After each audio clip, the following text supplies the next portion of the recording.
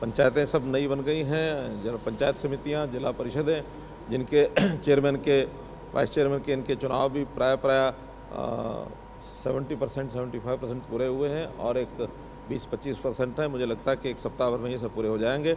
अब इसके तुरंत बाद इन सब संस्थाओं को और काम करने के लिए आगे के योजनाएं इनकी सबकी बने, ऐसा हमने जो हमारा ग्राम विकास मंत्रालय है, पंचायती राज इंस्टीट्यूशन का जो एक मंत्रालय, और इसी प्रकार से शहरी जो अर्बन लोकल बॉडीज़, वहाँ भी नए चुनाव काफ़ी जगह पर हुए थे, तो ऐसी सब जगह पर काम की गति कैसे बढ़े, इसका पूरा विचार किया गया है। एक महत्वपूर्ण विषय इसमें जो आज हमने तय किया है कि जो इन लोकल बॉडीज़ की जितनी भी संस्थाएं हैं, चाहे वो शहरी हैं चाहे वो ग्रामीण क्षेत्र की हैं, इनके जो अपने बजट्स हैं, उन सब बजट्स को खर्च करने की पूरे अधिकार, पूरे एडमिनिस्ट्रेटिव अप्रूवल, पूरे टेक्निकल सारी बातें और फाइनेंशियल, ये सब हमने उन्हीं अधिकार पूरे दे दिए हैं उन्हीं संस्थाओं को। उसमें किसी प्रकार के काम की अप्रूवल स्टेट गवर्नमेंट के पास अब नहीं आएगी। अपने बजट के बाद यदि उनकी और आवश्यकता होती है, उस आवश्यकता को पूरा करने के लिए स्टेट गवर्नमेंट मदद भी करेगी और स्टेट गवर्नमेंट के हिसाब से वो बाकी सारे काम होंगे।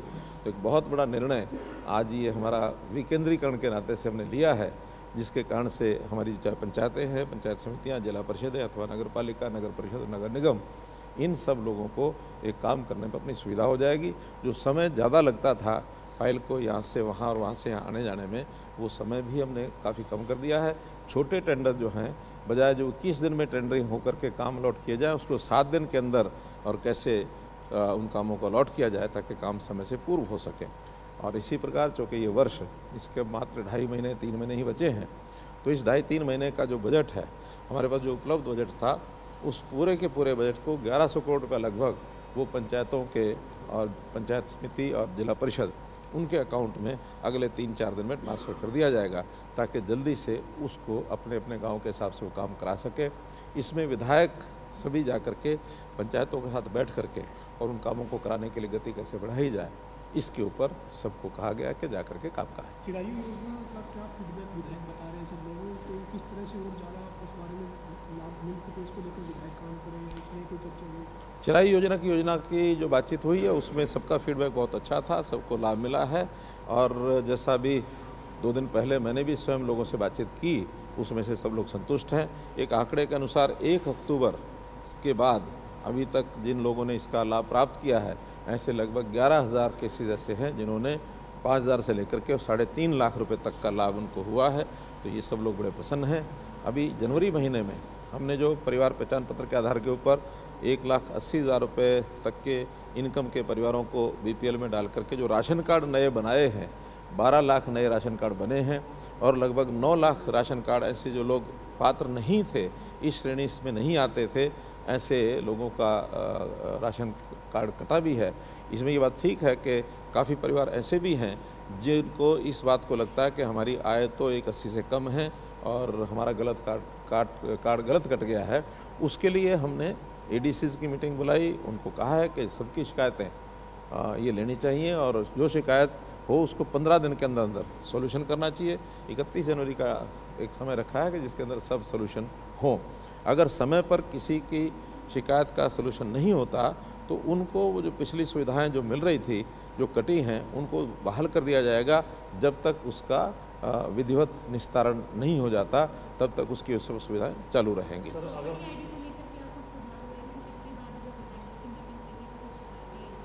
आज इस प्रकार का विषय नहीं आया। हमारे लोकल बॉडी मिनिस्टर कमल गुप्ता जी ने ये ज़रूर सारा विषय बताया है कि उसको हम कैसे ठीक कर रहे हैं।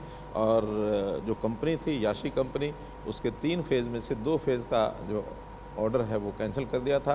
जो एक ऑर्डर का काम है उसमें जो हुआ है उसी को सुधार करने का काम जो बाकी बचा हुआ है वो कर रहे हैं। गलतियां ज़रूर हुई हैं उसमें, कंपनी को भी हम उसमें अगर कोई जो दंड देने का प्रावधान है, एक सीमा से ज़्यादा गलतियां मिलेंगी तो कंपनी को दंडित किया जाएगा।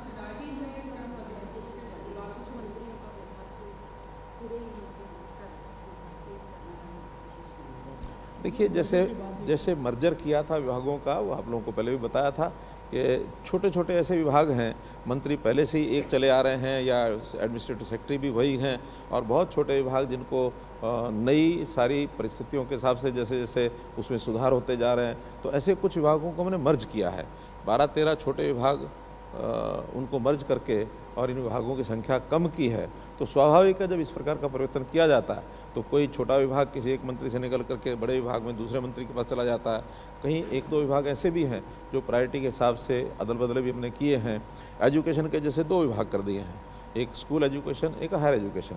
इसी प्रकार से जो SC/BC वेलफेयर का और सोशल जस्टिस, इसको अंत्योदय को साथ जोड़ करके इसका एक विभाग कर दिया है। तो ऐसे कई मर्जर किए हैं, और स्वाभाविक जब मर्जर होता है तो अलग अलग जो मंत्रियों के पास विभाग होते हैं उसको कम्बिनेशन के हिसाब से नई व्यवस्था बनाई है। वो सब आपको जानकारी मिल गई होगी, नहीं तो प्रेस नोट से मिल जाएगा। समय समय पर आप ये बैठक विधायक दल की लेते हैं, कई विषय जो है डिपार्टमेंट संबंधी, ऑनलाइन पोर्टल संबंधी विधायकों के भी सामने होते हैं। अधिकारी भी इन बैठकों में मौजूद रहे और इन विषयों की जानकारी विधायकों को दें ताकि वो नीचे तक पहुँचा सकें। स्वाभाविक है, आपने जो कहा वो हमने किया भी है। आज दोनों विभागों के, चाहे वो ग्रामीण विकास का था और शहरी अर्बन लोकल बॉडीज़ के, इनके सब अधिकारी आज इस मीटिंग में थे। सब ने सब बातें नोट की हैं, जो सुझाव भी आते हैं वो सारे नोट करते हैं ताकि उसके हिसाब से वो आगे कर सकें। हमने ये भी तय किया है कि 15 दिन बाद फिर से इसी प्रकार के विधायक दल की बैठक करेंगे और अगली बार ऐसे 2 नए विभाग, उनकी सारी चर्चा करेंगे ताकि जो पब्लिक का फीडबैक है वो डिपार्टमेंट्स को मिल सके और जो विधायकों की राय है वो भी ली जा सके, जो सुधार उसमें करना वो सब किया जा सके।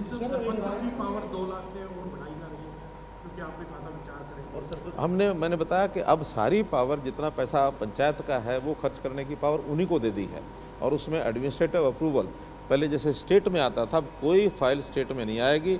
वहीं पर पंचायत समिति का पंचायत में, यानी पंचायत समिति में, पंचायतों का पंचायतों में, जिला परिषद में, सब एडमिनिस्ट्रेटिव अप्रूवल वही करेंगे। केवल उसमें जो लिमिट्स हैं कि JE के ऊपर कौन सा काम पास हो जाएगा, SDO के ऊपर कौन सा हो जाएगा, यानी जो हमारे एक्शन है उनके ऊपर कौन सा काम डाला जाएगा, ऐसे अलग अलग वर्गीकरण करके और लिमिट के हिसाब से उनको काम दिए हैं। बहुत बड़े काम हैं वो, यहाँ तक भी कि चीफ इंजीनियर तक भी वो आएंगे, ताकि बहुत बड़े जो काम हैं वो छोटे लेवल के पास ना हो, उसमें एक पारदर्शिता बरती जाएगी और हर एक प्रकार के काम को अलग अलग प्रकार के जो कंट्रैक्टर्स हैं वो उसको लेने के हकदार होंगे। नए कंट्रैक्टर कैसे उसमें आ सकते हैं, इसके लिए भी कुछ सुविधा है।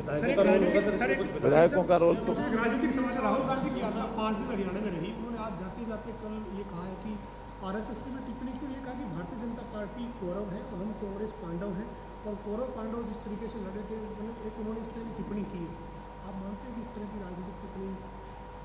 देखिए, जिस प्रकार की बातें वो कर जाते हैं और वो हमको तो समझ में नहीं आती कि कौन सी फिलॉसफी उनकी है।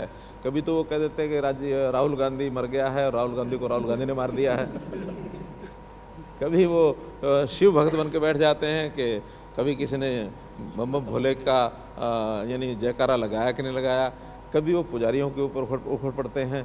किस दिशा में जा रहे हैं उनकी कोई दिशा ही समझ में नहीं आ रही, और उससे हम हैरान हैं ऐसा नहीं है, स्वयं कांग्रेस के लोग हैरान हैं। मैंने एक प्रेस कॉन्फ्रेंस देखी जिसके अंदर वो जवाब बोलते जा रहे हैं और उनके जो जयराम रमेश वो उनको रोक रहे हैं कि राहुल जी रुको 2 प्रश्न और लेने बस ही, यानी उनको बोलने नहीं दे रहे उनके रमेश जी। तो खैर जिस प्रकार के वो पप्पू हैं वैसे ही हैं। धन्यवाद।